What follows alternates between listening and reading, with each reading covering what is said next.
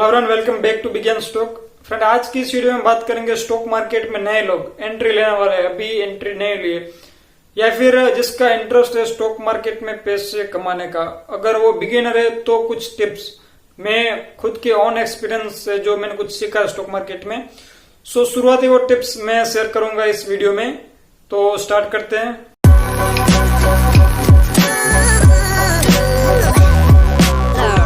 सबसे पहले कि आप ब्लाइंडली किसी पे भी ट्रस्ट करके अपनी अमाउंट, अपना इन्वेस्टमेंट ना करें। तो फ्रेंड, सबसे पहले आपको क्या करना है, किसी भी कंपनी जो भी आपको पसंद है, किसी पर्टिकुलर कंपनी का स्टॉक आपको अच्छा लगता है, तो आप उसकी फंडामेंटल एनालिसिस कीजिए। अगर आपको लॉन्ग टाइम के लिए इन्वेस्टमेंट करनी है, तो अगर शॉर्ट टाइम के लिए करनी है, इंट्राडे करना है, तो आप टेक्निकल एनालिसिस कीजिए।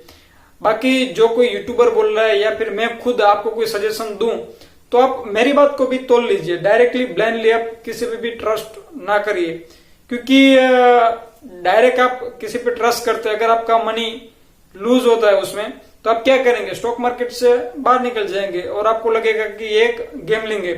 सो फ्रेंड, फर्स्ट कि ब्लाइंडली किसी पे आप ट्रस्ट ना करें, एंड सेकंड कि आप कितना अमाउंट, कितना पैसा आप स्टॉक मार्केट में लगा सकते हैं।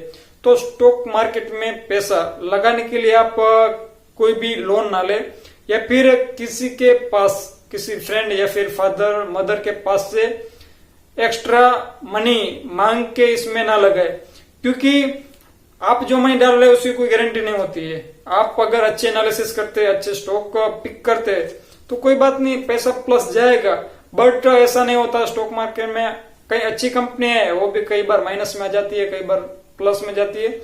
तो स्टॉक मार्केट को हम प्रेडिक्ट नहीं कर सकते। तो न्यू इन्वेस्टर ये भी ख्याल रखे कि पैसे उधार लेके इसमें इन्वेस्ट ना करे, अपना पैसा डाले, और वो भी अपना पैसा कितना, जस्ट आपकी सैलरी उसका 5 to 10% आप इसमें डाले।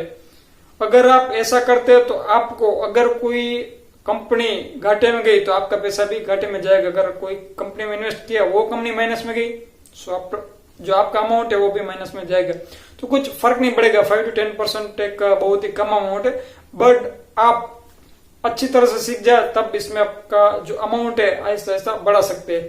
डायरेक्टली ब्लाइंडली ट्रस्ट ना करें और ज्यादा अमाउंट या फिर उधार लेके अमाउंट स्टॉक मार्केट में ना डाले। ये हो गया सेकंड। एंड थर्ड कि स्टॉक मार्केट में कई बार क्या होता है कि क्राइसिस आता है, जैसे कि 2008 में जो क्राइसिस आया था, तभी का क्या होता है कि जो रिटेल इन्वेस्टर है उन्होंने क्या किया, अपना पैसा निकाल लिया।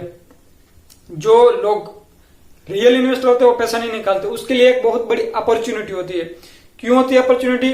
कि तब जब जो क्राइसिस में सब लोग सेल कर रहे होते हैं, तो अच्छे अच्छे जो कंपनी है उसका शेयर प्राइस भी अच्छे, जो इंट्रिंसिक वैल्यू उससे भी नीचे आ जाता है। फ्रेंड, तभी एक अपॉर्चुनिटी होती है उस स्टॉक में पैसा इन्वेस्ट करने के।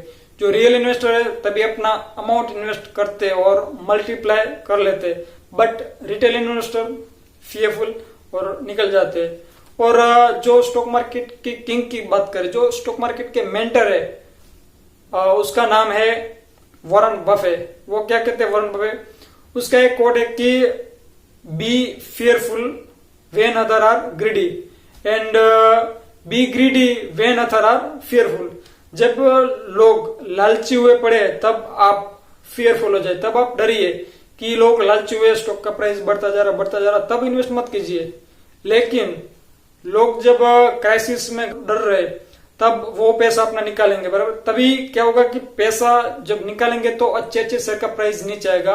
तो लोएस्ट प्राइस, इंटरेस्टिंग वैल्यू से नीचे अगर कोई मिल रहा है शेयर, तभी आप खरीदिए। तो ये एक कोट्स याद रखिए जो वॉरेन बफे ने कहा है कि लोग लालची बने तब आप डर जाइए, जब लोग डर रहे तब आप लालची बनिए, ग्रीडी।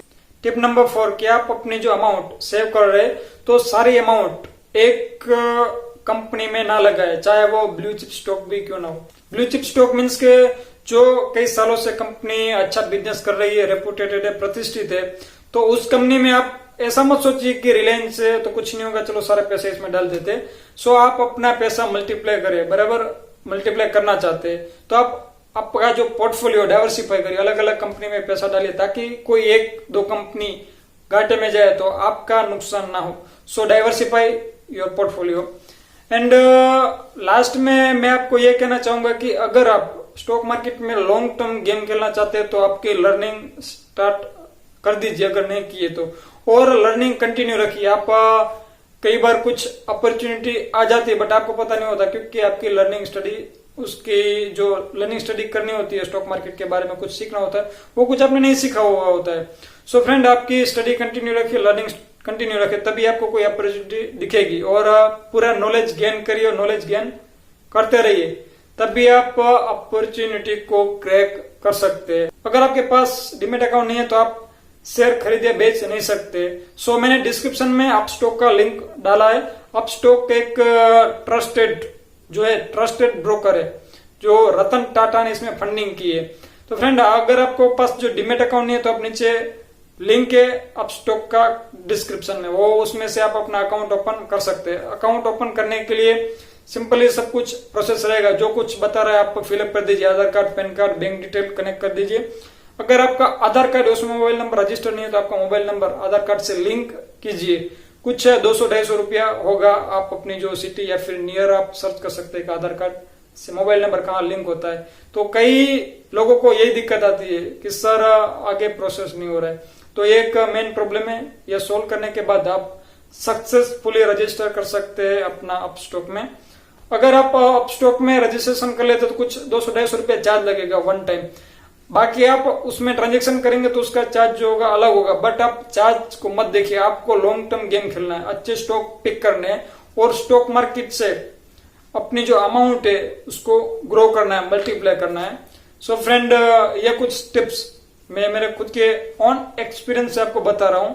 फिर भी आप इसको तोल के अपनी अमाउंट इन्वेस्ट करिए, क्योंकि पैसा आपका होगा। सो ये वीडियो अगर आपको हेल्पफुल रहा हो तो आप इस वीडियो को शेयर कीजिए, जो स्टॉक मार्केट में नए लोग एंटर होना चाहते हैं, ताकि उनको कुछ बेसिक इन्फो मिले और ये जो वैल्यूएबल लेसन है वो भी उसको पता चले।